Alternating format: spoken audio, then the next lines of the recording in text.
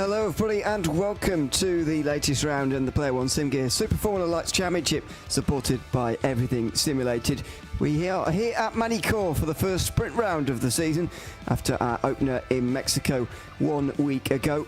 The 1 hour race won on the road by Sebastian Eskandari, but the big news post-race and in the week since is that he's lost that race win after receiving 2 5-second post-race time penalties for 2 separate incidences of falling below the safety car speed delta, which is no less than 90% of race pace. That demotes him to 3rd place in the race and gives Kane Ryder the win, respectively, from the opening round of the season. The drama never ends here in this championship, not even when we're not racing. It's myself, Ian O'Leary, and Reece Gardner again taking you through the action tonight of the first sprint round in the championship this season. 15 minutes of a session coming up in a moment, after the qualifying session, which has just started, solo qualifying session, and then a 30-minute feature race, which will have another qualifying session for us a little bit later on as well.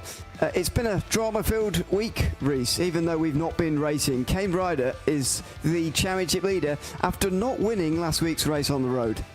Yeah, absolutely. You went over the reasons for Eskandari losing the victory there, but Eskandari still one of the biggest pace setters in this field, so he should be able to come back from that. Sits 3rd in the championship coming out of that one, with Hins and Colangelo rounding out your championship top 5.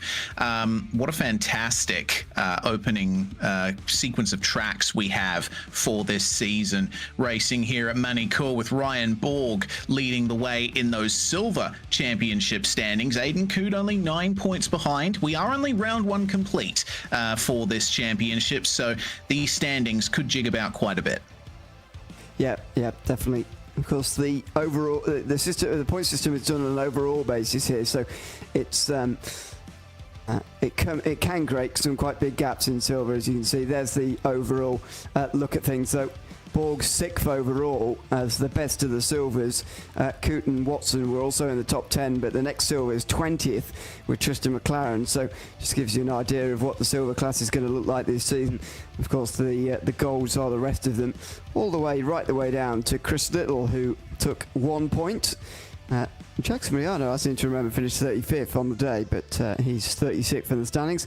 Didn't pick up any points in the end, and that is bad news for the championship runner-up from the opening, or from the last season, I should say, season 3 of 2025. So far in this field, I think I counted 37 a couple of moments ago, so plenty of drivers in here again, although it's not the 41 that started, or at least entered the server for the first round of the championship at the Mexican Grand Prix. The other big news, I suppose, in the week is that Danny Davison has joined Team Max Boost, who have got such a big and stacked team already. And surprisingly, they're 1st and 2nd place in the team's championship by quite some margin. Danny Davison joining them now after the opening round of the season, where he's very much fighting alone. Wonder how that's going to affect his season, really, but most of all, I think that the thing for us is that it's going to add another Max Boost car to the front, and we already saw last week just how all over the front they were already. Yeah, I gotta wonder how many more drivers Max Boost is going to swallow up on their ever non-ending consumption of this field. It's a really big draw for them, though, getting Danny Davison in on their fantastic form and very strong team that they have. Davison was a privateer before this point, so he didn't quite have the support of a team behind him, so he was flying that solo flag for a while, but now that he is in the fold of Max Boost, it'll be very interesting to see whether or not his luck improves and he finds his way more consistently at the front of this field. Remember, he qualified on pole position for the first round of the championship last week, so it's always possible that he can do the same here. Yeah, it's easy to forget that, actually, in everything that happened last week. Currently in this qualifying session, by the way, we have seen almost all of the times, although there will be still some more to come in a moment. Sebastian Eskandari currently holds the best time, 1:29.5, ahead of Mark Hilly, reigning champion, who's up to second place in this session so far. Finished 25th in the first race of the season of his championship defence, so lots of work for him to do. Oisin Colangelo third, and then Craig Edwards. So that's 3 max boosts in the top 4. There's 4 in the top 6 as well, because Jackson Rihanna and Danny Davison are next as well. So they're all over the front again, even despite the fact that they can't even help each other in this qualifying session. This is a solo session for the first of the 2 races. Should be noted as well, by the way, that we saw, was it 2 or 3 safety cars last week? We're not going to have any of those in the sprint race. It's going to go by very, very quickly, these first 15 minutes. Yeah, certainly is. I believe 2 safety cars was what we ended up having at Mexico, unless I'm completely wrong on that one. In the feature race tonight, I'd say there's about the same chance of another safety car. Magny-Cours is a much twistier, more flowing circuit than Mexico City, but it's got that sort of old school grade 1 character to it. It hosted the French Grand Prix for quite a period, around the 90s and early 2000s, last time in 2008, and I believe it still holds a grade 1 license, but it has gravel runoff areas, grass lining the racetrack, tarmac runoffs are few and far between around here, and the walls are a bit closer than you'd expect, so the drivers are going to have to be on their toes. Yeah, I'm pretty sure there was a major, I don't know what it is, but I'm pretty sure there was a major sports car series here last weekend in real life, so I think it does hold a decent license. But I'm personally quite sad that we don't really come here anymore. Yeah. But maybe I'm just a little bit nostalgic about the circuits that I saw when I was younger. But anyway, let's have a look at the starting grid then, shall we? We can enjoy some racing around here tonight ourselves as Sebastian Eskandari takes the pole. Mark Hilly, defending champion, will be alongside Oisin Colangelo and Craig Edwards then on row 2, with Jackson Miana and Danny Davison on row 3. Max Post all over the front again. Daniel Byrne and Scott Bartine round up row 4, ahead of Madeline McGee and Dylan Liddell, who is in the top 10. Thomas Hinds and Brody McConkey then row 6, ahead of Jason Madden, who's taken the pole in silver, ahead of Dan Ackland. Mitchell Campbell second in silver, ahead of Tom Donahue. It's Alex Stevens and Kane Ryder on row 9, in front of Tristan McLaren and Douglas Gowans. McLaren only qualifying 1 position above where he finished the last race. Angus Milne and Alexei Watson will share row 11, Watson third in the silver class at Mexico. Scott Pocock and Marcus Kanitska are on row 12, the first all-silver row. Matt Tesorero is 25th, ahead of Vaughan Ryder. Aidan Coote and David Gallo on row 14, of Jake Robillard and Dylan De Bono. That is the end of the top 30. Chris Swadling and Dennis Hawkins have set the final times in the session. I believe Mitchell Albert, Nathan Verney, Todd Parks, Giuliano Sanese will get to the start. Maybe some more others as well, actually, down towards the back, but mostly those are the race control people who are in the server down towards the bottom. There is a look at the starting grid, and indeed the front straight looks pretty either sunrise or sunset-y at the moment on this circuit, which is not particularly warm, just 22 degrees Celsius out there on the circuit at the moment, but track temperature shouldn't be too much of a concern. It's not one of those kind of races where you have to be particularly concerned about that. Only 15 minutes around here at Magny-Cours for the first race of the day, before being followed by a 30-minute feature a little bit later on. Let's see how they get on, though, in the next round of the Player1 Sim Gear Super Formula Lights Championship. As we get underway here from Magny-Cours, it's Eskandari who launches away towards turn number 1 from the front. And just in behind, Mark Hilly, who will try and get in his slipstream immediately, and maybe even have a look when they get down to the end of the straight at turn 5. As they come through, they've got to be wary of the gravel trap on the outside, and the leaders at least just about avoid it as they come onto the back straight now. The slipstream will really start to take effect here as well, as you can see in the background. Side by side, it's Hilly who goes for the lead, though. Outside line in towards turn 5. Eskandari holds the inside. He's got his teammates to back him up not too far behind. Oisin Colangelo is in 3rd place, but Hilly has a go, can't get through, and there's already contact in the background. Kane Ryder's involved, last week's retrospective winner, involved on lap number 1. Yeah, that's chaos there, and Ryder is falling down further and further outside the top 30 now. Madeline McGee also having a terrible lap 1, down 12 now, 13, 14 positions. So 2 of our Max Boost drivers are down and out of the top 10 already, let alone the top 20. Eskandari continuing to lead from Healy, though, as they get towards the end of the lap. Chateau d'Eau, one of the most difficult corners on the circuit for my money, side by side briefly between Daniel Byrne and Scott Bartine, who are battling over that 6th position. They got Danny Davison, the new Max Boost signing, right behind him, so he will be in the thick of the action here. Lap 1 already complete. Just over a second. Byrne! Oh no! He just spun. Oh, it's that curb. We haven't really talked about it actually yet, but that final chicane is very, very difficult because of the curbs either side of that, and it's a bit of a miracle that everybody else managed to avoid actually. Scott Bartine manages to skip around, and so does Davison and McConkey. Oh, Davison's off now! Davison's off, and has he hit the wall? He has! Oh, Danny Davison, and his first race for Team Max Boost has hit the wall hard coming out of turn 3, and that is a disastrous start for him. Again, lucky that everybody avoided him as well.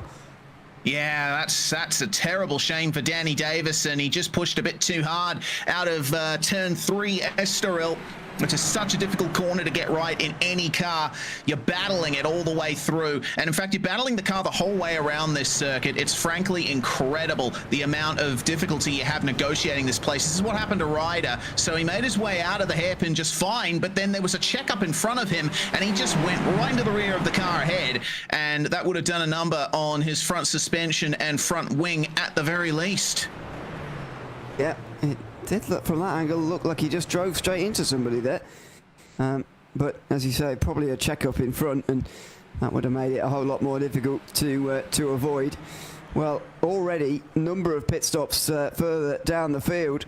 Jason Madden had to come in, so did Alex Stevens, who's now 32nd. Madeline McGee, as you mentioned at the time, Dylan De Bono. Also, we'll see if we can say what happened to McGee, because I think she was involved in the big tie-up on the inside of the corner. That was, though, the spin through the final very, very tricky chicane. Yeah, for the number 808 there of Daniel Byrne. He was very unfortunate there. Brutal curbs at the final chicane. Meanwhile, for Mark Healy, he's under attack again from Ocean Colangelo this time, but he's got the inside line to the hairpin, and it's very easy to defend the inside there. Nails the exit as well, so should be able to keep Colangelo behind for the next part of the lap. Magny-Cours is a notoriously difficult circuit to pass on outside of that hairpin. You really got to be brave on the brakes, and through these fast flowing corners you have a lot of trouble with aero push, and you can see Healy's probably dealing with some of that behind Eskandari at the moment. But by the same token, the same thing is being dealt with by Ocean Colangelo. She's going to have to be brave in order to get the move done on our reigning champion. Yeah, absolutely. It's the battle for the front 3, you'd imagine. I don't think Jackson Rial's quite got the speed to be involved. This is, I think, Kane Ryder coming back to the pit lane very gingerly after the contacts earlier on. Yeah, still a number of things we're trying to have a look at the moment and see where everybody is, but here's Mark Healy on the back of Sebastian Eskandari. It could be quite a fight between these two this season. This race is something to go by out of turn 3. He's got the slipstream here, Healy, and it is a decently long straight for these cars, so there'll be a chance down at turn 5. There always is. It's a big braking zone and a sharp corner. Oh, and he's going to switch to the inside. He was going to be shown the outside by Eskandari, but that hasn't worked in the past, and so he decides the inside this time. Eskandari just goes and gets the cutback, though, and he's on the other side now as they come towards the next chicane. Surely somebody's going to go across the tarmac here at the Nürburgring chicane. And there you go. Hilly has to back out in the end. Eskandari gets it back again. Hilly's going to be wondering what he has to do to make this overtake. Yeah, this is turning out to be a very difficult job here for Mark Healy. He was off the racing line, bit less grip there on the inside, so a bit easier to lock up the tyres, and that just left the door open for Eskandari to take it right back. The track is a lot wider on the exit of that hairpin than it is on the entry as well, so Healy's going to have to find another way through. There won't be many moves to make here in the final sector, and interestingly, there were so many cars in this field that the grid actually stretched all the way to this corner here. There were drivers at the back of the field who had to negotiate this chicane right after starting the race. Yeah, that's not ideal. It's not the longest pit straight in the world, but even so, it makes it very awkward for those a bit further down in the pack. As Hilly goes on a completely different line here through turn 3. I must say, I don't know if it's just me, I'm finding it quite hard to see now. It's getting quite dark on the circuit. Maybe I need glasses. Anyway, it's not ideal. These cars don't have headlights, of course, and the sun not shining very much. Here it is, down the inside again for Hilly. It's like watching a replay of the previous lap. He's on the inside again, but this time, Eskandari has shown the outside. He's not been allowed to do the undercut by Hilly, so he just parked it on the apex there, and in front of Eskandari, and that prevented him from doing the same as what he did last lap, and so the reigning champion gets to the race lead for the first time this season, I believe. Yes, I think you're correct there, Ewan. Yeah, that was a great move by Healy. It was almost a carbon copy of what happened the lap before. There was the same little puff from the inside tyre at the hairpin there, but he managed to force Eskandari to stay on his line and got the move done beautifully. Looking a bit further back here, Matt Tesoriero in 16th place. He's got Byrne and I believe Ryder behind him. No, actually, this is... yeah, okay, it's looking like Ryder is a couple of seconds further back, but he's right in the midst of this. This is the battle for third place in silver that we're looking at the moment, but it looks like a slowdown potentially. No, he was just offline. Yeah, okay, it must be a slowdown here for Tesoriero, who falls back to 17th. And there's also a 20-second post-race time penalty that's come in for Dylan De Bono for racing rules. So apparently there's been an incident De Bono was involved in that race control didn't quite like. I think, yeah, it was with Marcus Konitska, so we'll see if we can find what happened there, but it might be difficult. There's been a lot going on in the last 8 minutes. Hilly defends the inside, and this time he misses the apex at turn 5, much like what he did 2 laps ago. And Eskandari wasn't quite positioned to take advantage of it, because the couple of laps ago he was. He's just about alongside, though, now into the Nürburgring chicane. They run side by side. He switches back to the inside and very nearly dives it again down at turn 9, the 180-degree switch back, and he can't do it. Ocean Colangelo will gain out of this, and Hilly is under increasing pressure. Here it is again, coming into turn 12. He looks up the inside as Eskandari has to back out of it. These chicanes are so narrow. They're one-line chicanes, really, and Eskandari is trying to get through and make the pass through them, but so far been unsuccessful. Magny-Cours very compact for a grade 1 circuit, and it really shows in battles like this. The space between the corners, the nature of the corners as well. You have to nail your exit at every opportunity, otherwise you'll be under attack. Does Eskandari dare go side by side through the opening turns? He does not. This is really all just setting up for the hairpin from here, and have a look at that. He lifted off just a little bit on the way into turn 3 to maximize the exit, going all the way across the green painted concrete. And following in the slipstream of Healy, a little bit of weaving there, bit cheeky from our number 1 car, but Eskandari maintains the slipstream and Healy defends all the way to the inside. Colangelo is now a part of this, but have a look just behind them. Jackson Rihanna's starting to creep into this and make it a 4-way battle for the lead. Goodness me, this is getting interesting now, and there's only 5 minutes to go. Eskandari on the inside into the Nürburgring chicane again. It's like watching a replay again. Outside of Eskandari into turn 9, and this time he's fighting harder, but he can't get there around the outside through that switchback. It's such a long way round there that you're never going to manage it.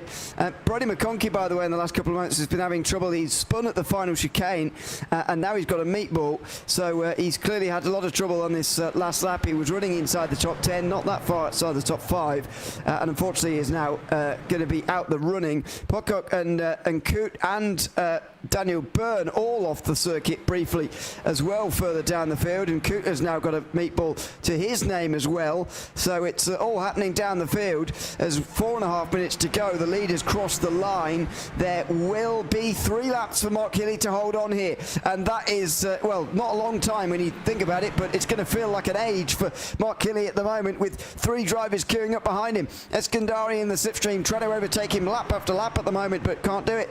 Colangelo has joined now as well, Eskandari's teammate, and Jack Soriano, Mark Healy's championship rival from last season, is here as well. It's a great battle for the win here with in the 15-minute race. Eskandari trying to do to Healy what he did to him, and there he goes. He manages it. He's on the tight line. It's turn 5. They hit each other, and here comes Colangelo on the other side. The 2 Max Boost cars are going to be 1 and 2 here, and Mark Healy just wasn't expecting that. Either that or he couldn't defend from it, and Eskandari leads this race now. This is crazy racing. Oh, here comes Healy trying to get back past Colangelo. I think the red mist is starting to come in here as Colangelo gets hit wide and goes into the gravel trap. Now Rihanna up to 3rd and Craig Edwards through to 4th. Yeah, things are starting to get a little leery up the front here. That was a very late move from Eskandari. It took not just Healy, but us up here by surprise. Oh, Healy's having his own troubles there, losing the rear through Chateau d'Eau, and Rihanna is through to 2nd. He's probably counting his blessings at the moment, is Jackson. This has been a great lap for him. Yeah, and he hasn't had to do anything to get those places either, really. He's just been there at the right time, and he's now got up to 2nd. He's gone! Oh, he's gone over the curbs. You can see the way he went over the first one was just wrong, and he spins around very nicely and gets back going again. Scott Bartine is back in the top 5. It's all happening here, as in the background, the silver class leader, Mitchell Campbell, has also had trouble through that very same chicane, and there he is getting going again. Oh, no, he's in the wall! Oh, he's in the wall. He's led for 12.5 minutes, and he's not going to win this race in the silver class. He's going to be out with 2 laps to go, and Alexei Watson will lead now from 12th place. And it looks like Mitchell Campbell will be none too happy with Dylan Little for that, but I don't think Little could have done much. He just ran over the curbs at the final chicane, did Dylan, and spun right in front of Mitchell Campbell. It happens right here, and I mean, there's just not enough time to react if you're in that position. The wall is so close. You're so close to the car in front. Just commiserations to Mitchell Campbell there. That was rough. And, you know, it's one of those things where we talk about all the time. Do you battle a gold class driver as a silver class driver? You know, the points are scored overall, so if you let them all through, then you're not going to gain very many on your silver class rivals. But if you do battle, you can get caught up in stuff like that. And Campbell's lost a race win, almost certain race win, as a result of that. He'll be very, very frustrated, I would imagine, with the outcome of that one. As we come into the final corners again. This will be the white flag. Eskandari looks like he's going to go on to win this race. Hopefully this time after the race he'll keep it. But he's got 1.6 seconds over the rest of the field in a very, very dramatic first race of the day. Healy 2nd. And at the moment, Craig Edwards holding on to 3rd. Rihanna close to Bartine, the only battle really inside the top 5. All it's going to take is one mistake, though, and the entire face of this top 6 can change. Rihanna is catching up to Scott Bartine. He's in the slipstream, but Bartine doesn't leave him room to the outside, so Jackson goes, all right, I'm going to go up the inside at the hairpin then, and it doesn't seem to have been fought too hard by Scott Bartine. He tends to be a more careful driver, does Scott, and it works out for him. He doesn't stop him from showing the nose coming into Nürburgring, though. Colangelo catching up to Craig Edwards as well, so there might be a change for 3rd on this final lap, but Eskandari and Healy are just too far ahead for any of these drivers to make any difference. Well, it's going to be another race victory on the road for Eskandari, but hopefully this time he will keep it after the race as well. I know there is a report sent in by Mark Healy currently in the race control room, so we'll see what that's about, but I don't think it's to do with Eskandari. Into the final couple of corners, and he is going to win on the road again. Sebastian Eskandari, with the first sprint race of the season, takes it at Magny-Cours, a personal best to end the race as well, although it will be Healy with the fastest lap, and he will finish 2nd ahead of Craig Edwards on the podium. Alexei Watson further back will be 12th. he will win the silver class by some seconds in the end, and actually will gain an extra plate because of that penalty that's just come through at the top of your screen for Dan Ackland, who finishes 11th on the road, but will drop outside of that with the post-race penalties. A dramatic first race, but one of those races you'd rather like to have actually continued on for a bit there, and luckily we are going to have a half-hour race coming up a little bit later. Yeah, I did feel like that race ended a little bit too soon. Daniel Byrne was the car involved in that incident that got the penalty for Ackland. I believe they made contact at turn 9, and race control decided very quickly that was the way to go about it. But that's it then. First segment of the night over, and it looks like the battle between Eskandari and Healy is going to continue on. Have to remember, though, they have another qualifying session to do before they get into the feature race, so the grid could look very different. Yeah, and we'll get into that session in a moment, of course, but that is race 1 here from Magny-Cours. We'll just bring you the race results here first of all. And it's Eskandari by 1.6 seconds this time round ahead of Mark Healy, who actually did protest an incident with Eskandari. There was no further action, says race control. Still more going on in there at the moment. We'll keep you updated, of course. Craig Edwards on the podium. Oisin Colangelo drops to 4th, and she's protested something as well. Jackson Rihanna, top 5 for the first time this season. For him, first points of the season, in fact, with Scott Bartine, 6th place. Bit of a gap then back to Thomas Hinds with Angus Milne, Tristan McLaren, Dylan Liddell rounding out the top 10. Dan Ackland's 11th, although he will drop from there to 16th. So Alexi Watson, the silver class winner, will be promoted. So will Tom Donoghue, Vaughan Ryder, Matt Tesorero, and David Gallo. Jason Madden will be on the bottom step of the silver podium ahead of Nathan Verney, who didn't qualify but still finished 18th. Alex Stevens and Giuliano Senese round out the top 20, although Senese's got a penalty as well himself, 10 seconds, so that will drop him to 23rd. Miguel Costa Texera will be promoted, so will Aidan Coote and Scott Pocock. Brody McConkey down to 24th after his instance of the day, with Dennis Hawkins running out the top 25. Madeline McGee recovered to 26th after her incident, but no points for her, nor for Mitchell Albert. Todd Parks, Danny Davison just over a minute off the win. Chris Swadling as well, the last driver on the lead lap. Ash Williams and Doug Gowans dropped 1 down. Mitchell Campbell and Daniel Byrne never recovered from their incident, 2 down. Dylan De Bono and Marcus Konitska, same for them, 5 down. Kane Ryder, the championship leader, 8 laps down at the end of this race. Matthew Vince, I don't think started the first race of the day, but 38 entered anyway into that sprint race. And what a first race it was. We'll keep you updated on everything that's going on in the stewards room. In fact, everything's been noted as a no further action. Mark Healy's slight shoulder barge on Oisin Colangelo judged no fault, so that is no further action. Same for Mitchell Campbell's incident with Daniel Byrne, I think it is. He protested. No, sorry, it was Dylan Liddell that he protested. No further action there either. So no more penalties to assign. Those will be the championship standings. Just 3 points between Sebastian Eskandari and Craig Edwards at the front, as things stand, very, very provisionally, of course. Let's go forward into the second race then, shall we? And while we do that, here we will take a very short break, and on the other side, the qualifying session for the second race in the Player1 Sim Gear Super Formula Lights Championship, supported by Everything Simulated from Magny-Cours, will be underway. Back in a moment.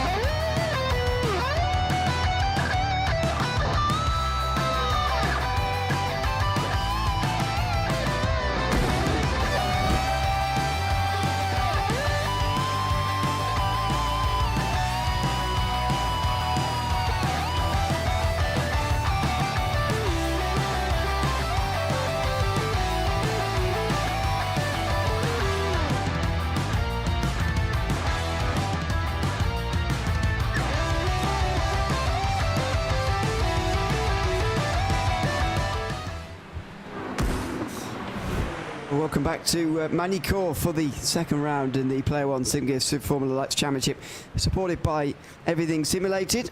We are into qualifying for the second race of the day, which will be half an hour in length. And as you can see, this is an open qualifying session compared to the first, which was just a lone session. So it's very, very busy out there at the moment. Everybody restless to get out there on the circuit and get rolling, get a lap in, get some track space in. But that looks like it could be a little bit tricky for the moment. Myself, Ian O'Leary and Reece Gardner in commentary for you here tonight for this second round of the championship, with George Cook behind the cameras, of course. Reece, it's been a fun first race, that's for sure. No further action taken on any of that stuff at the end of the race, by the way. Even between Hilly and Colangelo, where I was slightly suspecting a penalty for Hilly, actually, but he's got away with it. And everything's been allowed to stand. And they go forward into race two, which is effectively the same again, although we'll be double the length and we will have a pit stop. Even so, we'll hope to get the same sort of action we got in race number one. That was a very, very breathless first 15 minutes. Yeah, there was action left, right and centre, wasn't there? Now we extend things out a little bit in the race to come. 30-minute feature with a required pit stop. So the drivers will be able to take things a little bit slower. I think it might be a little less manic than the first race was, but we already know how exciting this series is as a baseline. So I'm sure the temperature won't go down that much. Interesting to note that while this is an open qualifying session, it is still only 10 minutes. So the drivers will only get a few opportunities to set their times for the grid here. And I think it's a balance you have to strike at a circuit like this. Do you stick close and go for the slipstream to gain your lap time? Or do you hang back and get a bit more clean air running over your front wing for grip through those fast-flowing turns? Well, I think we know what Team MaxBoost are going to do. They always run nose to tail and give each other the slipstream.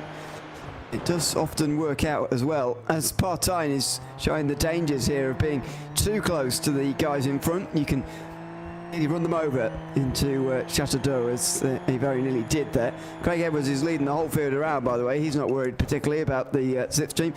He's going to set the early mark, although Mark Kelly immediately goes on over the top of him, and Partine is going to go through the start-finish line in a moment as well, into third place. And here's the danger. He's making an overtake now into turn one, so that's not ideal at all. Where the MaxBoost drivers, we'll see them pop up onto the order in a moment, and they are about to start coming across the line, actually. So here they come.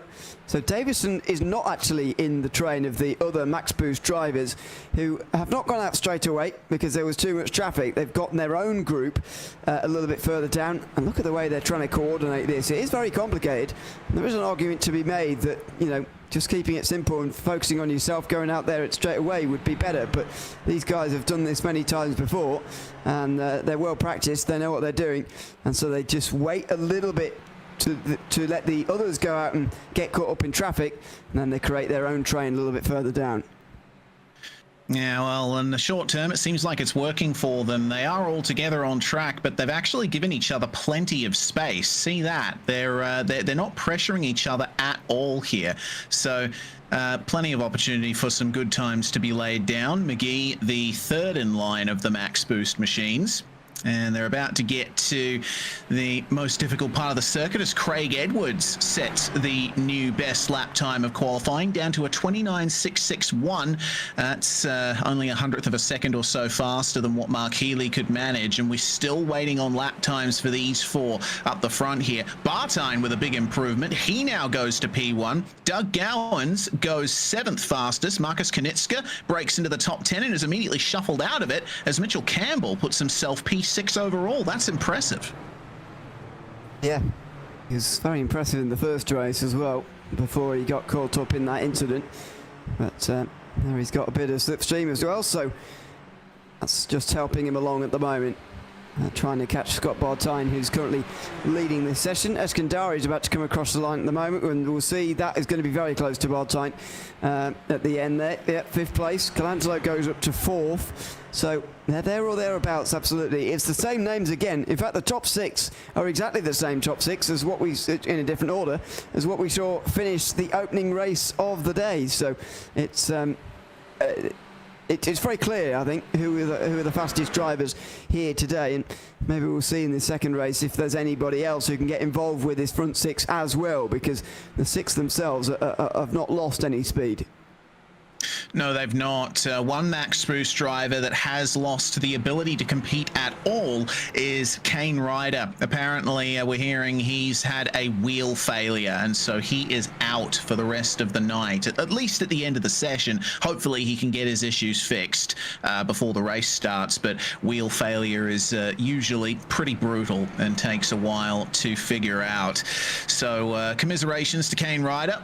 Let's see if his teammates can fly the flag in his absence. Healy has gone back to overall pole position. We're down to a 29.5, the benchmark time. And 10-second post-race penalty for the 414 of Alexei Watson for impeding in qualifying.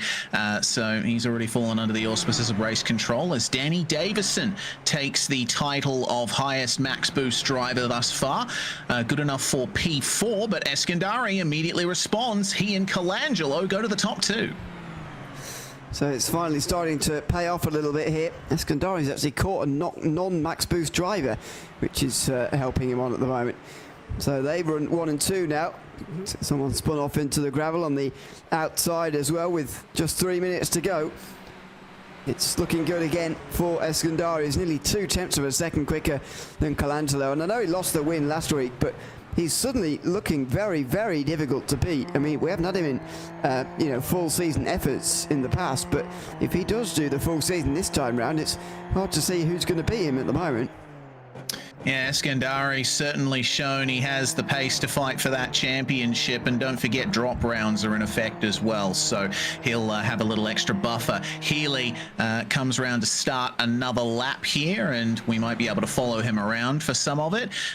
It's just a beautiful circuit. I love the flow of this place. Magny-Cours is one of my favorite tracks to drive around in the sim. I've fallen in love with it ever since F106 on the PlayStation 2. That's how long I've been involved in all of this. But another interesting little fact about this circuit, I'm not sure if you know, Ewan, the Chateau d'Eau corner is named for the nearby water tower, which is the only remaining vestige of a US Army base hospital that was here during the First World War. This site has quite a bit of history to it.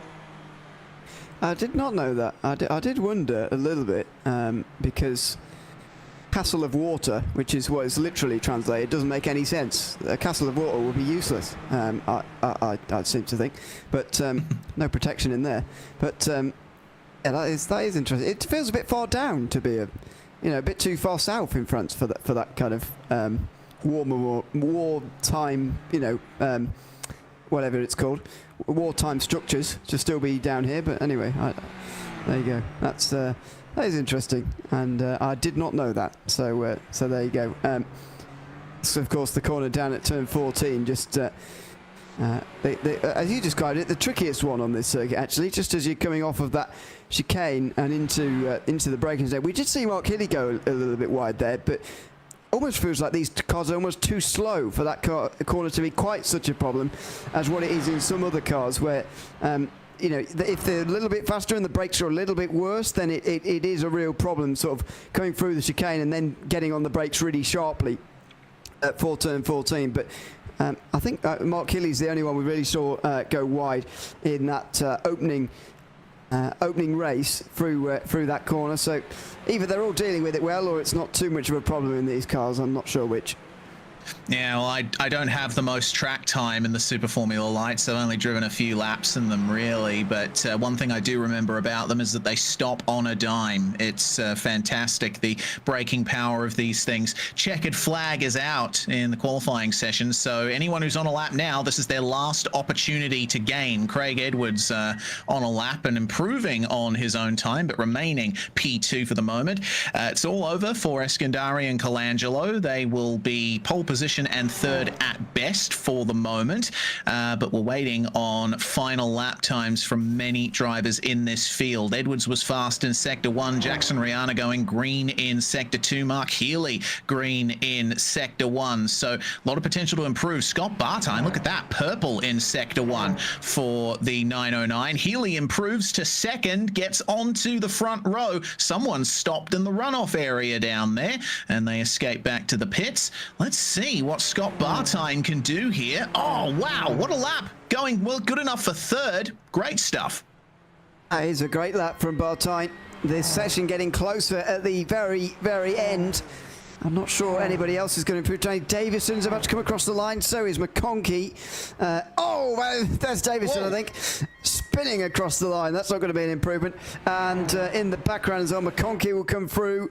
Or was that McConkey actually second of all? Anyway, neither of them improved. And it will stay as it is. It's going to be Eskandari then, who takes pole position by 43 thousandths. But I think encouraging for the race is just how close everybody else got to him at the very end of that session there.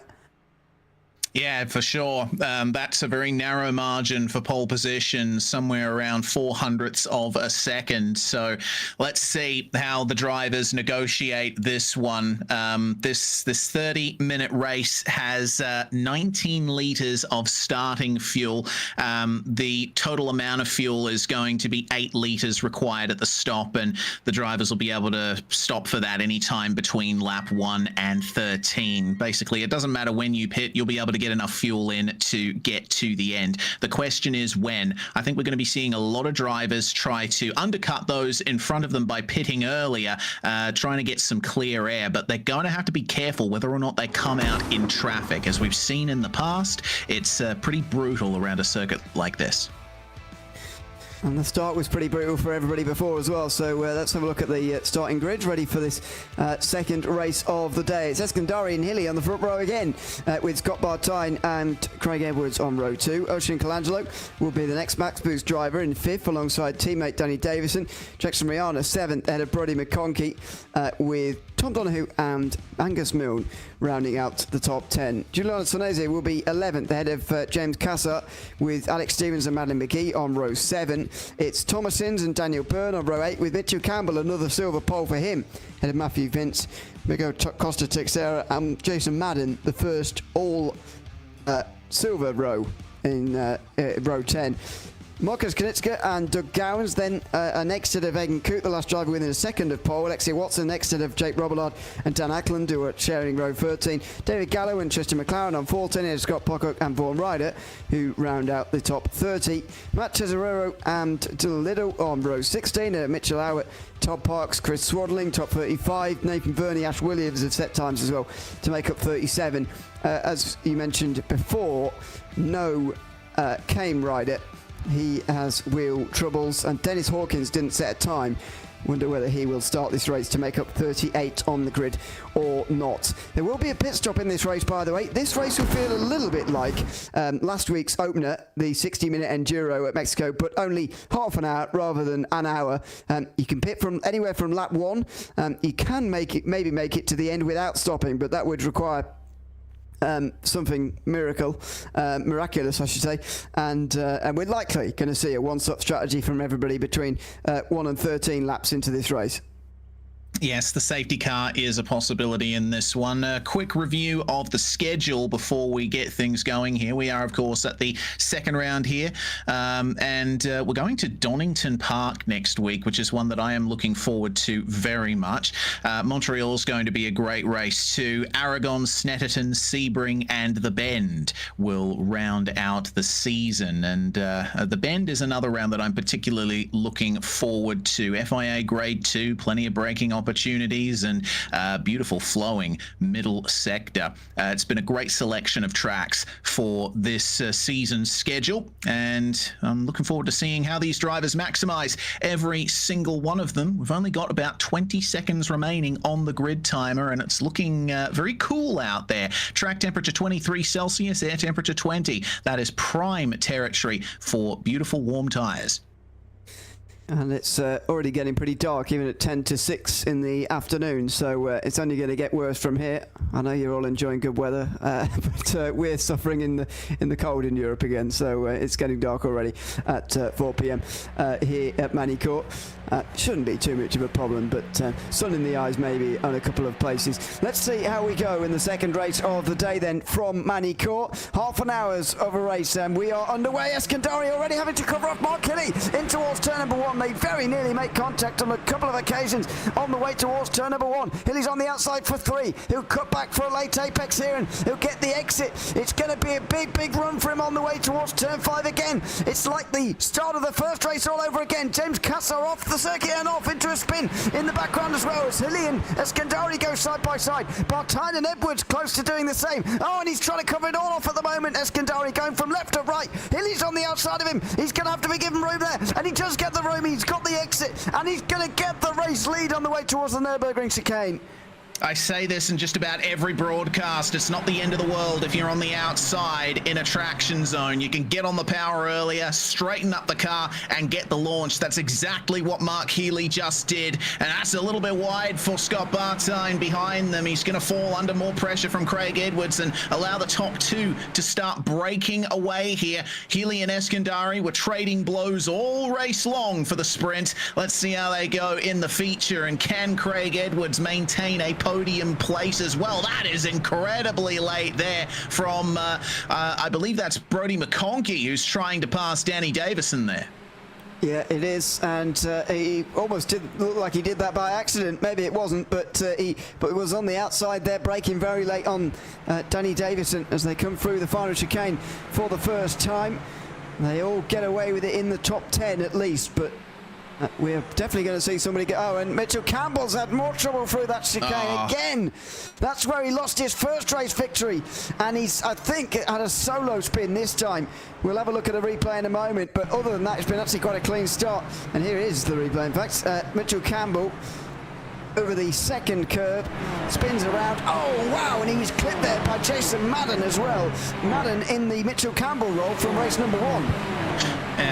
Again, big commiserations to Jason Madden. There wasn't much he could do about that. He did take to the grass to try and avoid, but there wasn't much else he could do. Meanwhile, in the territory of Tesoriero, there was plenty of drama coming into the hairpin on the first lap. It's just par for the course at a track like this. Everyone's packed on the way into these corners. Jason Madden has not started moving yet. It looks like he's been given permission to tow from race control, though, so we're going to stay green for the moment. I thought for a second that would be a safety car, but they are free to race, and that's good news for Craig Edwards. He wants to get onto the podium here. Yeah, and he will likely want to stay with the two leaders, actually, which Scott Bartine is currently not doing in that third position. So Craig Edwards with a sort of two reasons for making a pass here, if he can at all, as they come through the final chicane now and avoid those curves either side. It's so dangerous through there. So easy to spin, and there you go. Madeline McGee, the latest to do it, from 12th place in the field. Spins in the background and will drop outside the top 15, outside the top 20, with a spin there out of the final corner. Further up front, Eskandari is going to get close to Mark Hilly again here. Less than 2/10 of a second the gap now. It will be less than 1/10 of a second very shortly. Hilly's not falling for it again, or is he? He's pulling to the middle of the road, and actually Eskandari seems to back away there as Edwards goes to the inside of Bartine. They know the score, I think, of this battle for third place. Edwards looks quicker at the moment, and Bartine didn't put up too much of a fight there. Yeah, good pass for Craig Edwards, and now all he can do is hope that Healy and Eskandari fight with each other, because that'll help him out a ton. But Healy is maintaining this lead very well. We haven't seen much of Eskandari having to fight his way back from the lead thus far tonight. He had to do it at Mexico, of course, but this is a very different track, and you have to sort of switch your racing brain to another setting in order to be successful here and make those passes. Plenty of great racing going on all through the top 10. Davison is leading up this pack here with Jackson Rihanna in that yellow car, and that pack goes all the way back to Thomas Hinz in P11. Daniel Byrne there is all on his lonesome, but could be coming under pressure from Gowans and Robillard for P12 in the next couple of laps.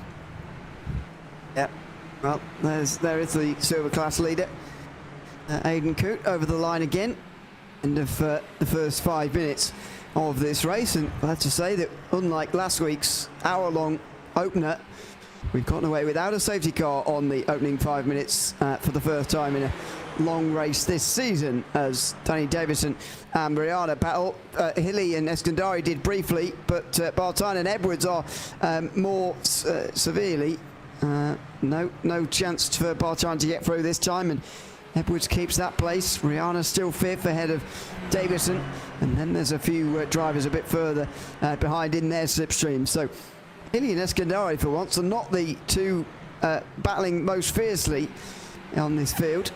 Do wonder whether the pit stop is playing a role in that, because they know that so much could change between now and that pit stop, never mind the end of the race. Speaking of pit stops, we've already seen quite a few, mostly for drivers who suffered dramas on the first lap. So Tristan McLaren is most recently out of the pits. Jason Madden just emerging after spending 3 minutes in the lane getting repairs done. We've had David Gallo, Dylan Little, Brody McConkey, Miguel Teixeira and Ocean Colangelo all visit the pit lane. So if a safety car comes out, look for them to move up the field, as that's Angus Milne, I think, that's just spun there out of the final corner. A bit of avoiding action having to be taken for Tom Donoghue, our league administrator, plus a couple of others.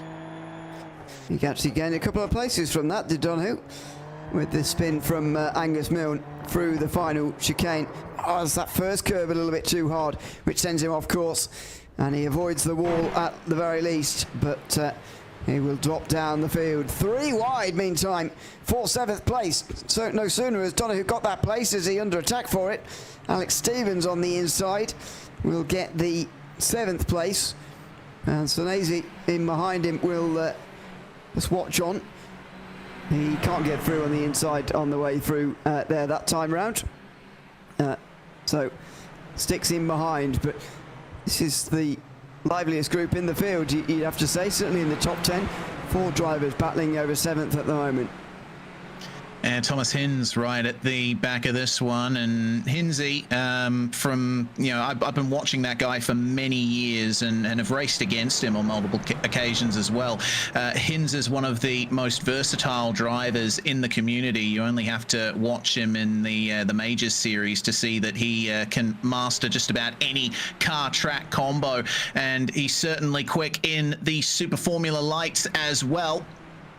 We'll have to wait and see how he plays this, though, because 3 cars ahead of you when you look like you're faster than all of them around a track that's so hard to pass on. Hinzy might be doing some numbers in his head and wondering if he should take an early stop. Yeah, we haven't seen too many of those yet, but it's going to be required from everybody at this race here today, the second race anyway. So he watches on as the 3 in front get very close again. Bartine and Edwards go side by side again. Bartine on the outside. Oh, that was quite rude. Edwards didn't exactly give him a lot of room there on the outside of turn 5. Keeps third place for now ahead of Scott Bartine, who might well be feeling a little bit aggrieved about that. Is he going to fight it down the inside? Not yet. Edwards keeps third place. I don't particularly like to see somebody just taking the racing line there, to be honest, when somebody's on their outside, but there you go. Edwards gets away with it that time because Bartine didn't exactly force the issue, as someone is having. That's Jason Madden. He doesn't seem to have especially recovered from that incident he had through the final corner when he hit Mitchell Campbell, who'd already gone for a spin. Campbell, by the way, still third in silver. Yeah, Campbell will be hoping for a little bit more out of that one, but he's got 2 gold cars in between himself and his next silver competitor. My goodness, Alex Stevens. We've seen him have problems very recently, and it looks like Senesi has lost his front wing. There's been contact between these 2 drivers. A spin for Alex Stevens, and Senesi had nowhere to go on the exit. Absolutely nowhere to go, and straight into the side of him. So a pit stop required from both of them. Luckily, they can do this and make it to the end as well. Very interesting out front, isn't it? Because Sebastian Eskandari is clearly not trying to pass Mark Hilly at the moment. We saw it in the sprint race. It was all action between these two because the slipstream is quite powerful on the back straight towards turn 5. But when Eskandari has a fuel number to worry about and a fuel game to play, he is more than happy to do it while sat behind Mark Hilly. And that is going to be the scenario for some time, I feel, between these two, until at least one of them has to make a pit stop. Yeah, and I think it's pretty good from Eskandari to be doing that. Alexei Watson, meanwhile, has Mitchell Campbell on his back there. Angus Milne sneaking by on the inside after a brief error from Alexei Watson. He's still up 10 places, though, so it's been a good race from so far. Someone stopped there in the background. That's James Casser and Chris Swadling, who appear to have come together, and they will fall down the order as a result. I'm sure we'll see that at some point. But, all right, how about right now? Looking at James Casser as he gets on the brakes, and, oh, dear. That is a little bit too deep into that hairpin. It's really tempting to do that, Ewan, because the entry to that corner is incredibly open. It tightens out of nowhere. Yeah. It does invite you down the inside rather, but you've got to remember that you've got to slow down in time for the apex, especially if you're on the inside. You can't fade out wide, and unfortunately contact is made when you don't get it pulled up in time. Mitchell Campbell moves ahead of Alexei Watson. Clearly got very good speed here as Campbell in this race today. Moves up to 13th place. You just wonder whether he can win this race from this point. Eden Coot's not that far in front. There you can see Milne, who's at the front of the next group, as it were, but Coot's not that far in front of Campbell at the moment, who is recovering from that spin. Still, by the way, has nearly 20 minutes to recover that lead again, and it would be great to see him take the victory after disappointment in race 1, getting caught up in something that wasn't really his fault, and then spin at the early part of this race to recover to win from here would be rather impressive, but he's got some work to do before he can think about that. Yeah, plenty of work indeed. And this race is already 1/3 of the way through and more. 12 minutes completed, 18 to go. And my timing is telling me 12 laps remaining for our leaders. So again, it might seem like a reasonable number, but it goes by quicker than you think. A lap around this place is only 1.5 minutes. Have a look at how bathed in darkness the first part of the circuit is. The sun is still out, take me for my word on that, but things are starting to get a little bit dusky here in the French countryside. Very much so. And again, remember, it's only 4 o'clock in the afternoon. It's pretty gloomy this time of the day, this time of year, as Robillard and Milne battle away again. He's not going to go through there, but Robillard not even tried to. On the way towards turn 5, a little bit of a lift off, a little bit of a fuel save, and he'll continue on in a bit of a stalemate at the moment while we wait for these first and indeed only round of pit stops here today from the feature race. It should be very, very soon when we see those stops. Lap 13 is just over 4 laps away, but we've not seen very many stops yet at all, as it's Ash Williams who goes for the latest spin through turn 12 and 13. I don't, by the way, think that's a picture that he's taken of himself, but I might be wrong. Yeah, of course. Well, hopefully some recovery can be made for him. The lap times at the front are looking consistent, both Healy and Eskandari setting mid 129s or so. Replay here of contact at the hairpin, and Alex Stevens gets spun off there. The car that hit him just taking its time getting going again just to let him go, and that is apparently Jake Robillard, who is the next driver to come into the pit lane. Meanwhile, our leaders here, oh, that's network issues for Healy. Oh, that is scary. Fortunately, he comes back to us, but hopefully he can hold on to that.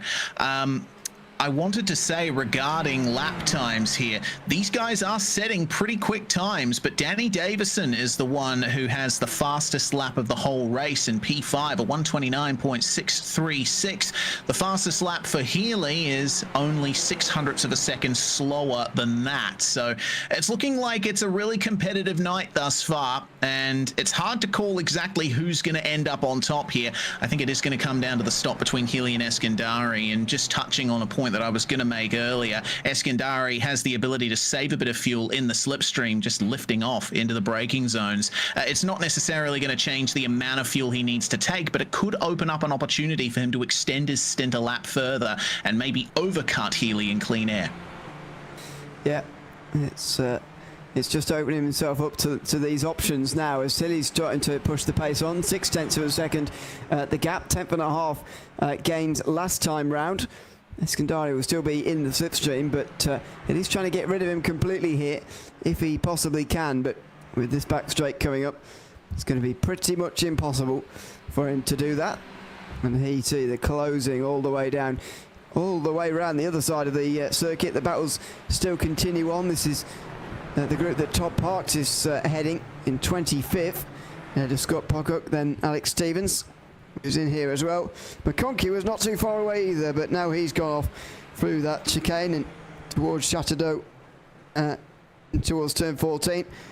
And look down the inside from Stevens, and the group disintegrates completely. Pocock now about a second behind of Todd Parks. Shows you that all the way down this field there are battles to be had in this race. This is Jason Madden recovering earlier on, I think. Or is that... oh dear. Spun around, getting back going again.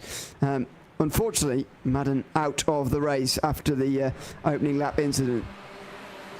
Yeah, it's always frustrating when you try to make a recovery from a spin, but it doesn't work out for you. Hello, that's Eskandari trying to get up the inside of Healy into Chateau d'Eau.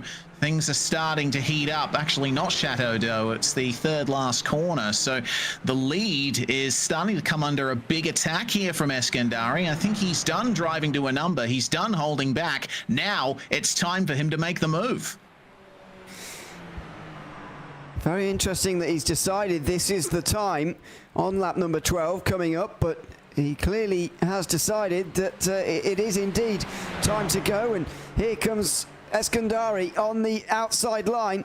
He's going to have more than his nose in front by the time they get on the brakes here, but Healy's got the inside. Eskandari's going to pull back on the late apex and get an exit here. He's going to get the cutback and the switchback on the way towards the chicane now, and he'll pull to the inside of Healy. Oh, he's on the grass. It's a super tight line, and he has to back out of that, otherwise they would have certainly crashed. Wow, that was close. Eskandari can't get it done. I'm not entirely sure why he's chosen now to go, actually. Maybe he has indeed saved an extra lap, and he'd realised, well, I can't save any more, so I might as well push on now. But he's trying to pass Healy, and at the moment it's been unsuccessful. But this is the race-leading battle we've been waiting 15 minutes for. It is indeed, and I think the real reason for Eskandari being all over the back of Healy is that Mark ran wide in turn 9 on the previous lap.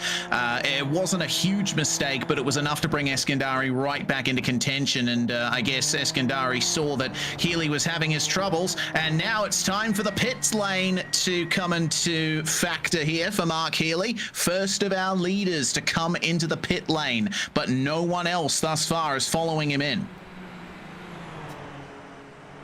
Well, that is unusual.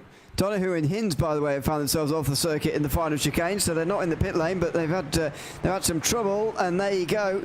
Is that Donahue's not got a front wing there, I think. Or is that Thomas Hinds who hasn't got a front wing? One of them hasn't. Anyway, as Mark Healy comes out, he will be just in front of this group, ahead of Aidan Cooch, so that'll be a relief. It's Hinds, sorry, he's missing his front end at the moment after an incident with Donahue. Donahue went for the initial spin, and Hinds didn't have anywhere to go. Yeah, ran over Donahue's rear wheels there, which is what dislodged the front wing for Hinsey. Well then, Craig Edwards and Scott Bartine continuing their fight here. Now looking for a little more from this second phase of the race and wondering when they're going to come into the lane. Healy has come out in, it appears, 8th place. So keep an eye on that for when everyone else comes in. Bartine is pushing hard. He has been for this whole second race of the night. Very impressive form from the 909, and he's kept Craig Edwards honest, which is good to see. Do either of them come into the lane this time by? Eskandari's come in. Edwards is going to follow, but Bartine decides to stay out. So far, he's the only one to do so as well. Everybody else following in. There's so many guys who are running this tank dry this time effectively, and not willing to pit. Hilly will obviously carry on because he's already made his pit stop, but where's Eskandari going to be in relation to him? Hilly's stop was 4.6, Eskandari's was 4.1, so you can see the obvious gain there, and that's why he's in the lead. So he's gotten that lead now, Eskandari, by going one lap further on lighter fuel and a shorter pit stop as well. And the exit you get out of the pit lane is very, very fast, actually. He's going to get a second. Hilly has got to gain to even get back into the slipstream and bring this race win into a battle again. This is a big lap now for Mark Hilly. Yeah, he needs to nail every single acceleration zone here. It's round about 1 second back from the car in front that you start getting the full effect of the slipstream. So Healy will need to find a couple of tenths here and there. Oh, there was a bit of smoke that was there in front of him at the hairpin. I'm wondering if that was Eskandari with the tyres having that opportunity to cool down in the lane. I don't anticipate that anyone changes tyres in the pits. So those are the same tyres that he started the race on, but those crucial few seconds with no heat being put into them can sometimes make a big difference. For the moment, Healy stays behind Eskandari by about 1.2 seconds. I see Bartine coming into the pits just ahead, so these two will go back to the top 2 places. It's absolutely going to remain the case, by the way, that Eskandari will be leading at the moment. This is 1.2 seconds. It's 3 tenths quicker than, or more than what it was at the exit of the pit lane. I think Eskandari's got this race sewn up at the moment as Edwards comes out 3rd, Bartine 4th, rejoining. So the battles are going to be a little bit further down. Aidan Coote is currently running in 8th position in this race, with Angus Milne then about a second behind, but Douglas Gowan's right behind him, and then Alexei Watson just in behind him as well. So Aidan Coote is trying to keep these gold class drivers battling just in behind him so that they can create a bit of a roadblock for Watson and Campbell to not battle with him in the silver class lead. Coote would very much like to just hold this place all the way to the end and use those gold class drivers to help him. Well, it seems like they're doing the hard work for him at the moment. Gowans and Milne racing like it's the final lap here, looking for every opportunity they can. No move at turn 9. Such a difficult corner to get right. It never seems to end, and you've got to negotiate a right-hander with a very harsh curb on the inside on the exit too. It's quite a difficult piece of racetrack. Gowans is moving around in the mirrors of Angus Milne right now, try and psych him out. It's the typical mind games that you see from racing drivers, no matter if they're in the real world or the sim world. For the moment, it seems that Gowans has compromised himself in the short term. Wasn't quite able to nail the run through the chicane and Chateau d'Eau. But this is the first real battle of the field, this one for 9th. And Campbell now is going to face something from Hinds as Gowans has spun out of the final chicane and he's lost one of his wheels. Douglas Gowans certainly is going to be out here of the race by the looks of things. It's the final chicane again, and he doesn't even really hit the big curves, the sausage curves this time. He just smacks the wall on the exit, and that will be that for Gowans. The battle for second and silver will continue. Coote looks like he's got just enough of a gap now, I think, with just over 6 minutes to go. But who's going to be second? Campbell was briefly. That's too late on the brakes, though, on the outside. Alexei Watson will get back into the top 10 pretty easily there. Worth remembering that Watson has a 10-second time penalty, so won't keep this place later, but the reason this is important is because it's preventing Campbell from actually going on and overtaking Aiden Coote, or at least trying to catch him anyway. Yeah, it's a difficult situation to be in when you know the driver ahead of you is going to get demoted. So you'll be able to get your position over them, but it's really the driver a few places up the road that you're chasing. Coote has been incredibly consistent thus far. He's running solid mid-130s. Angus Milne is catching up to him, but Watson and Campbell able to manage mid-130s to low 130s. They're just keeping in each other's way a bit too much to make any meaningful gain on Aiden Coote, and they're going to have another gold class driver to contend with here as Thomas Hinds on a recovery has come right up to the back of them now. Yeah, it's a good recovery actually for Thomas Hinds. He should get a top 10 out of this, you would thought, if he can make these overtakes. It will be a lot more difficult in reality, I suppose, than it is in theory.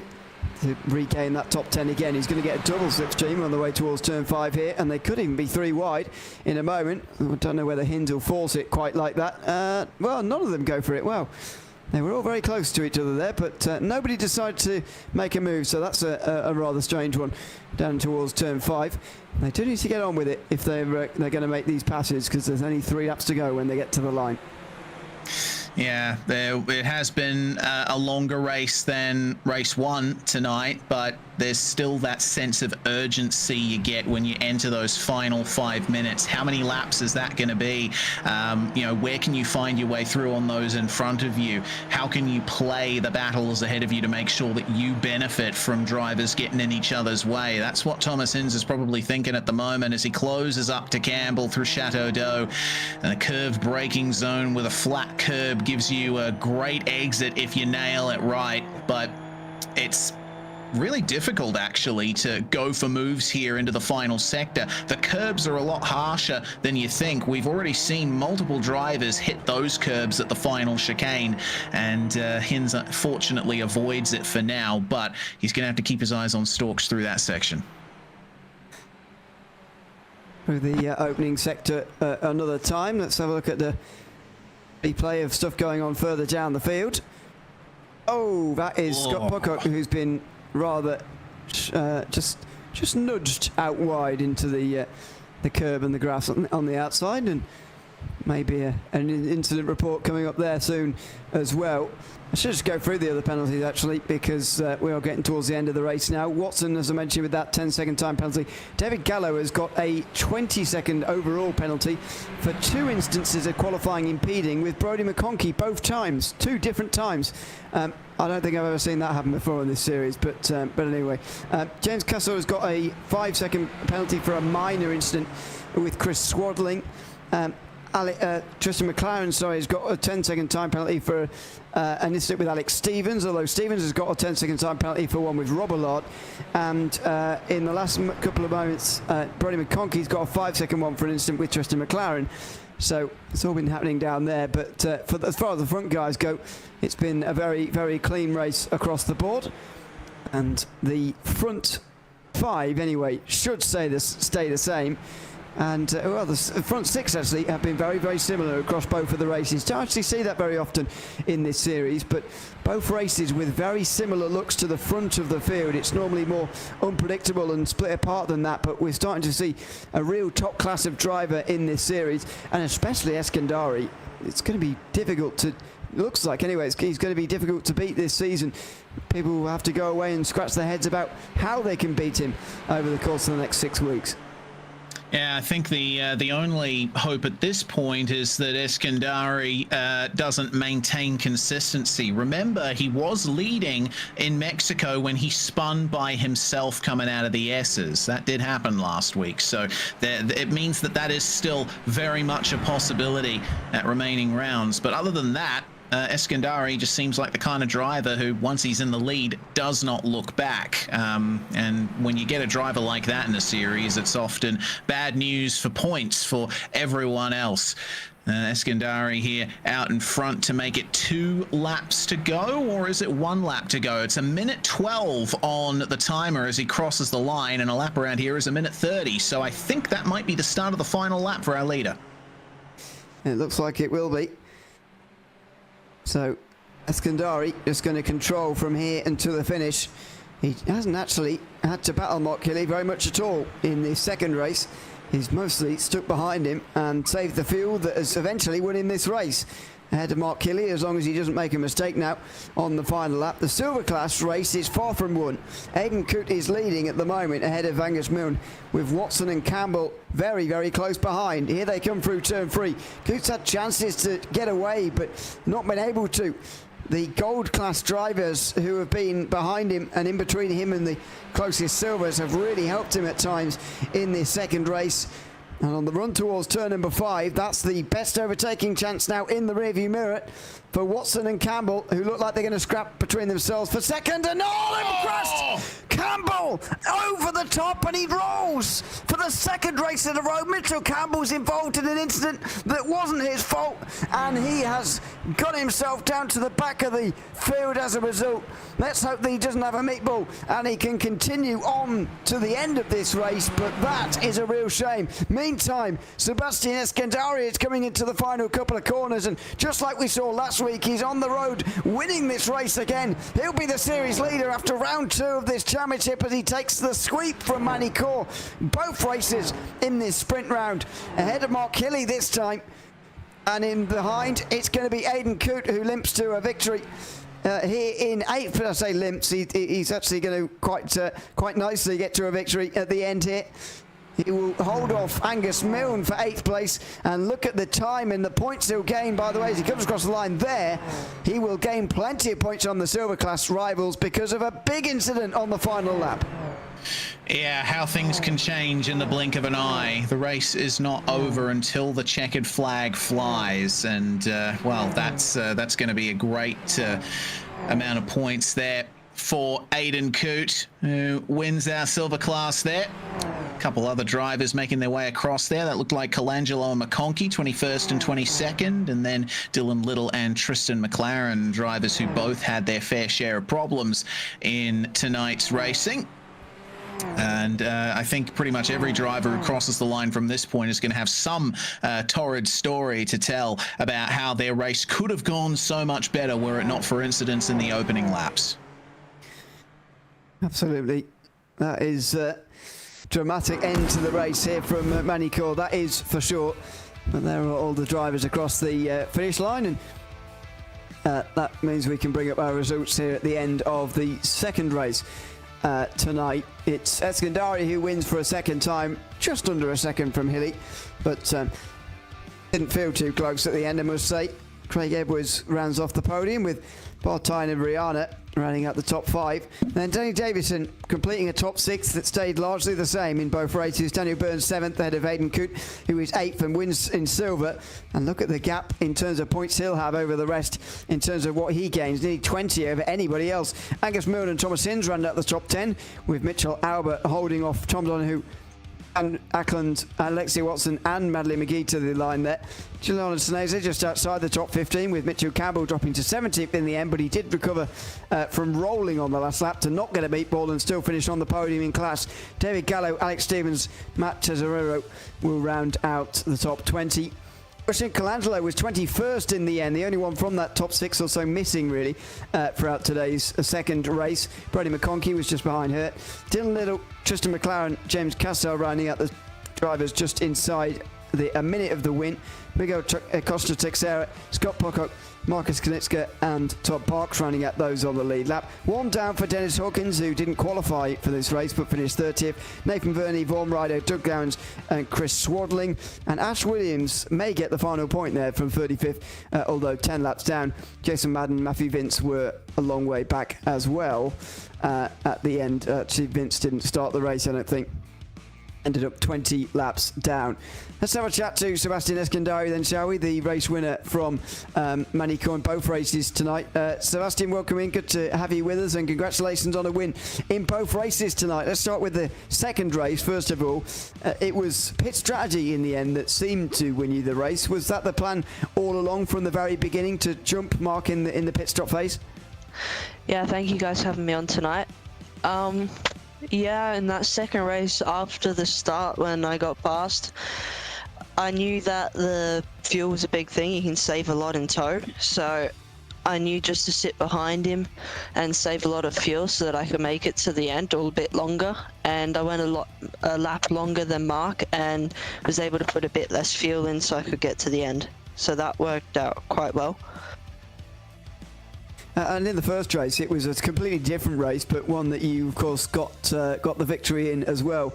What a great battle it was to watch. What was it like to be a part of there, battling for the win in those first 15 minutes? Yeah, the first race was quite interesting because there was no pit stop involved, so it was basically all out the whole time. And so whenever someone passed, you always try to pass them back, and that's what happened at the end, towards the end of the race, when I passed Mark again. I got a run, I went to the outside and I cut back in, so I got the pass done and then won the race, so it was like that. Well, congratulations on taking the double win tonight. You'll certainly be the championship leader after the second round, so congrats on that as well, and thanks for coming to chat to us after the race. Yeah, thank you guys, well done for this, mate. Thanks very much. That's Sebastian Eskandari, who wins both races tonight from Magny-Cours, ahead of Mark Hilly, who can now join us as well. Mark, welcome in. Good to have you with us. Is that, in your eyes, a good response to last week's race, or are you disappointed not to have won either of those races tonight? Good question. Last week's race, I'd count more of an exception. Had some external factors that really hampered me, but it's still my fault. Yeah, disappointed not to win, but that's okay. P2's still good points, so it's all right. What was the key to battling around here tonight? Because you and Eskandari and others at times tonight were just breathless to watch, it must be said. What was the key to sort of defending from the front as you were at times, and then the key to overtaking around here as well? Yeah, I'd say the hairpin turn 3, or depending on what you count as a corner, but turn 3, yeah, main overtaking opportunity, if not the only one, just because you can get down the inside and get a better exit. As you saw in the sprint, you can really time your slipstream, especially like during the race. Eskandari played it smart. Did just save fuel. So I could see in the opening laps, he was trying to go for a move, and he would sort of time it so he'd duck in the slipstream, so he'd catch me in the braking zone, so that way I couldn't defend it as easily. But just making sure you get a good exit, just good exits. I think that's something Alonso goes on a lot about. But yeah, when you're defending, exits are the most important thing.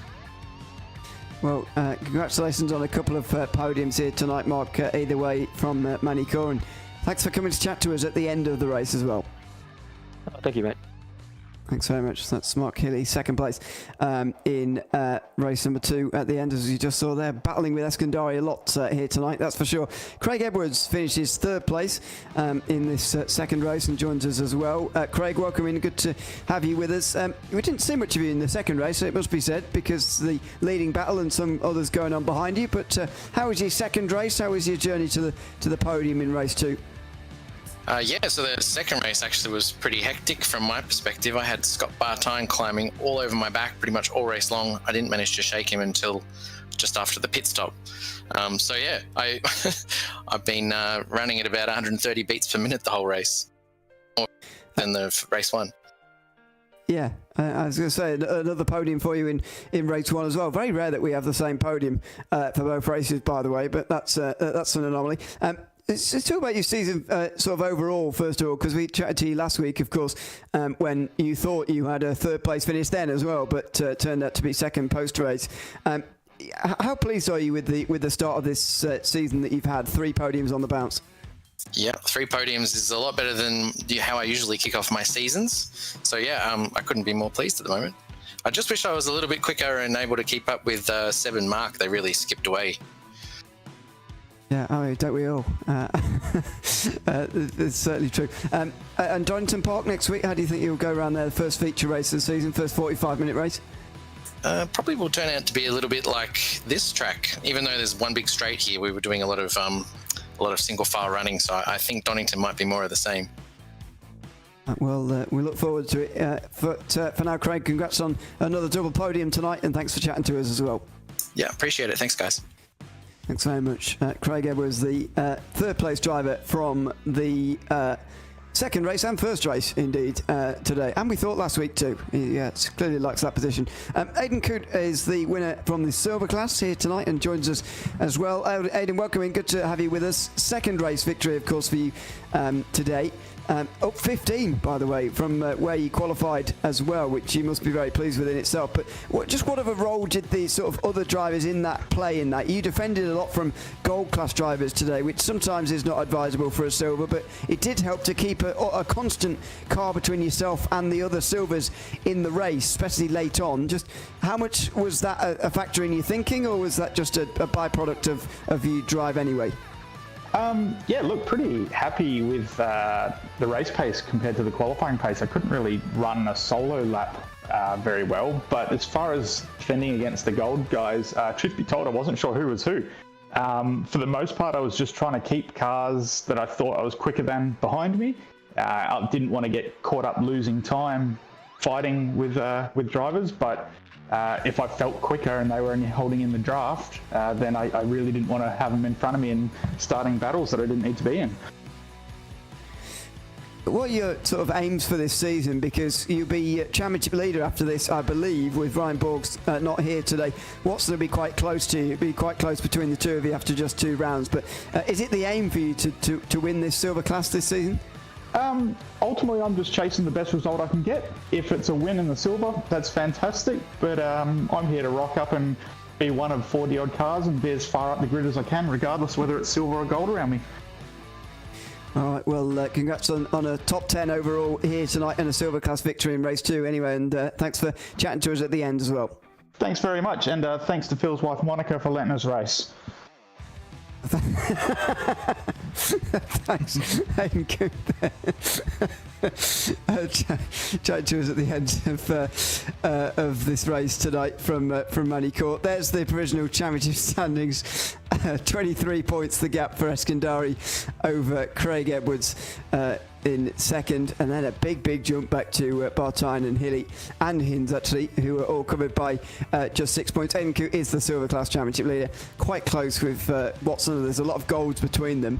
14 points only the gap. It's very early, Reese, to be reading too much into these, but what you can read more into, I think, is the track pace of Sebastian Eskandari, and so far that has been frighteningly quick for the rest of the field. They're going to have to work something out very quickly to try and get past him and over him in the coming weeks if they're going to challenge him for this title. Yeah, for sure. Very early pace setter is Eskandari, and I think the alteration to the round 1 results is the only saving grace for everyone else at the moment. It'll be very interesting to see if anyone can bring something extra to Donnington Park next week, the next round of the championship. Another track that, well, I'd compare Donnington Park to Magny-Cours, honestly. I think it's got a bit of a similar feel. Plenty of fast-flowing corners. It can be difficult to make a move, but there's just enough heavy braking zones and just enough slipstreaming opportunity to make it exciting. I will be counting down the days and the hours until the next round of this championship. I mean, we've got some quite similar circuits to this coming up, actually. With I'd argue Montreal the week after is somewhat the same as well, though less flowing corners, admittedly. It's still at that one long straight on the back straight, and I think it's going to feel similar anyway to this round. That will be our next sprint round. We're alternating, by the way, each week from now until the end of November between sprint and feature rounds. So this format, of course, 15 and 30 minutes, will be returning in 2 weeks from Montreal. Next week is a 45-minute feature race, and that will alternate on the other side of 2 weeks, so that will be Aragon and Sebring as well.